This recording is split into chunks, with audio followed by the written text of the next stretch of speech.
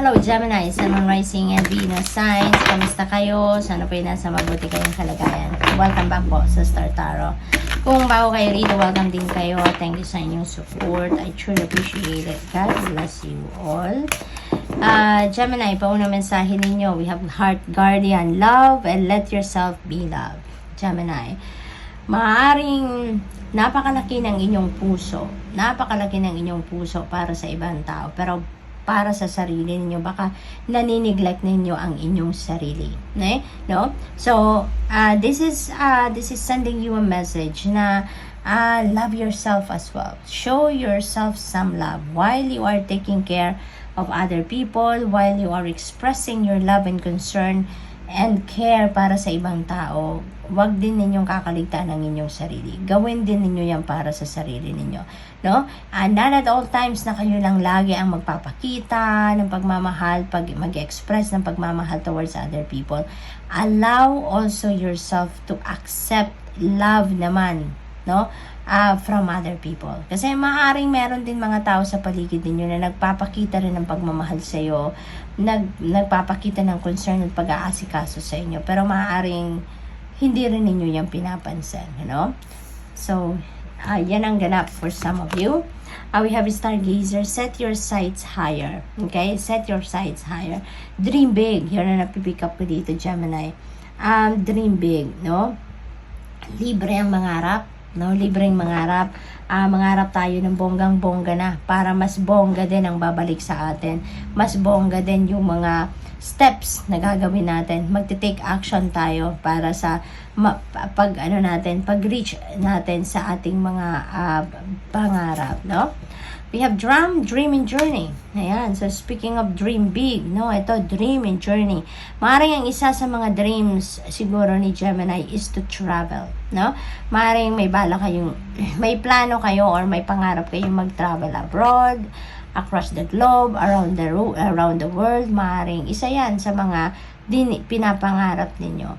And maaari din ng pangarap ninyo dito will require you to travel, no? So maaaring ganun din ang sitwasyon dito. But whatever the case may be, huwag ninyong pigilan ang sarili ninyong mangarap. At ang maganda rito, no? Mas gawin ninyo na yung mga pangarap ninyo, makita ninyo, ma-experience ninyo sa inyong 3D reality. So, hindi lang tayo dapat nagtatapos doon sa pag-set ng ating mga dreams, but also, let's take action. No? Gawan natin ang paraan, ang mga pangarap natin na madala natin yan sa ating 3D reality. Okay? Winter, take care of your needs. Ayan, self-love, tapos take care of your needs. Kasi nga, parang mas focused kayo sa pag-aalaga, pag-aasikaso ng ibang tao. Pero yung sarili ninyong pangangailangan ay maaring nanineglect na ninyo, overlook na ninyo. Kaya ito, this is a reminder for you. Take care of your needs. Okay? We have Shaolin Master, be graceful in movement and action. Ayan, yung parang hindi kayo pilit, no? Gumawa kayo ng according sa kung ano yung willpower ninyo, kung ano yung gusto ninyo, whatever it is that will make you happy, whatever it is that will make your dreams a reality, go for it, no?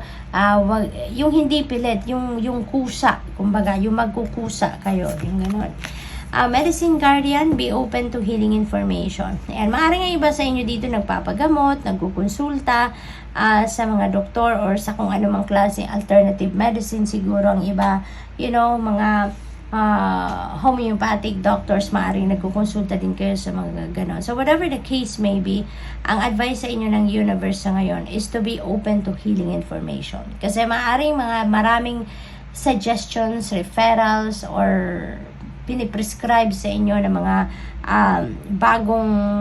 bagong way of treatment siguro, no, para sa iba sa inyo. So whatever it is, be open to healing information. At saka nasa sa inyo pa rin naman ang last say, 'di ba? So yung mga impormasyon na lang ito, maaaring magbibigay ito sa inyo ng something to consider, no? Baka mga bago ito, bagong way of treatment, mga hindi pa ninyo ito nasusubukan before, yung mga ganon ba. So be open to it, i-research ninyo, ipagtanong-tanong ninyo, pag-aralan ninyo, because the decision naman is yours. Hindi naman ito ipipilit sa inyo, no? The decision is yours. So, tingnan natin kung ano pa. We have Eagle, see from a higher perspective. Ayan, look at things at a higher perspective. Look at things sa ngayon at a different lens, no? Gemini, para makita naman ninyo yung all four corners of your situation, para makita ninyo yung sitwasyon ninyo pangkalahatan, hindi lang yung kung ano lang naaabot ng mata ninyo, hindi lang kung ano lang yung nasa harap ninyo, nasa tabi ninyo, no? So use your eagle eye dito para makita ninyo yung kabuuan ng inyong sitwasyon, and with that, mas makakapag-desisyon kayo ng mas maayos, mas makakapag-desisyon kayo ng mas effective, no? Yung ganon. So, what else? We have direction guardian. Choose your path. Ayan, choose your path. The decision is yours, diba? At wala na nasabi ko kanina. So, ang maganda rito, you are blessed. Siguro with different way, no? Different path ang pinapakita sa inyo dito. Various path ang pinapakita sa inyo ng universe sa ngayon. And you are given that liberty to choose, no? Binibigyan kayo ngayon ng kapangyarihan, ng kalayaan, mamili ng kung ano yung path na tatahakin ninyo. So, it's all up to you, no? Binibigyan kayo ngayon ng power ng Panginoon na mamili kung anong direction ang tatahakin ninyo. Kasi either way, no? Alin man dito, ang feeling ko lang ha, kung alin man dito ang pipiliin ninyo, it's still going to be the best for you. Kasi yung parang binibigyan ka ngayon ng iba't ibang klaseng direksyon na binubuksan para sa inyo, at binibigyan ka ng pagkakataon na mamili ng kung ano sa tingin ninyo ang makakabuti para sa inyo, mamili ng kung alin yung parang mas pasok sa criteria ninyo, ano yung mas komportable kayo, or baka pipiliin ninyo dito yung path na you've never been before, diba? At in totally uncharted territory para sa iyo. So, depende sa inyong sitwasyon, no? Pero binibigyan kayo ngayon ng kalayaan at ng liberty to choose the path that you want to take right now. So, good luck. Thank you for watching. Love and light. Namaste.